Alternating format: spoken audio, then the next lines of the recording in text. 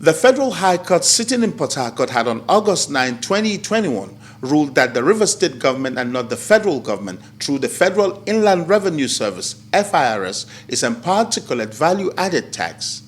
Justice Stephen Palm DALYOP had in his judgment also ruled that it is wrong for the federal government and its agencies to collect taxes that have been constitutionally reserved for state governments to collect. Following the judgment, Governor Nyesom Wike on August 19, 2021 signed the value-added tax law to pave way for the state government to commence the collection of value-added tax in the state. Not satisfied with the judgment, the FIRS decided to go on appeal and, as required by law, also filed a motion seeking a stay of the judgment pending its appeal. On the day the application was heard, the FIRS withdrew the first prayer seeking for an injunction and instead asked the court to stay the execution of the judgment. But counsel to the River State government opposed the request, arguing that the judgment, being declarative in nature, cannot be stayed as it is self-executor.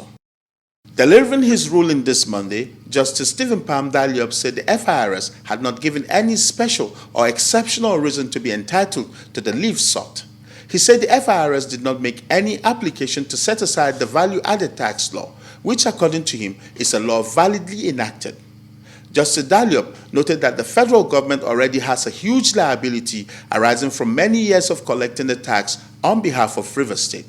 He added that it might be difficult for the federal government to refund the state if his judgment authorizing the state to collect the tax is upheld at the appellate courts.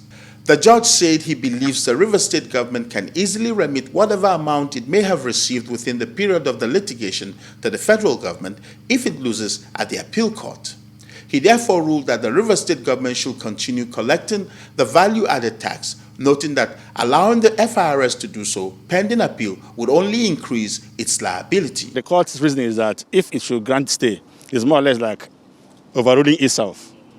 And since the court is empowered to recognize all laws enacted by the National Assembly or the State House of Assembly, therefore, that law stands. It's a substantive law. The decision by the Lordship this morning is to confirm the position, both constitutionally and legally, that the state has authority to collect value-added tax. The court has taken a position against us, so we'll do the needful by taking it up immediately before the Court of Appeal. So we'll challenge it. And we are hopeful that in the Court of Appeal we should be able to find our way. Thanks for checking out SYMFONI on YouTube. Please be sure to subscribe and like our videos for updates.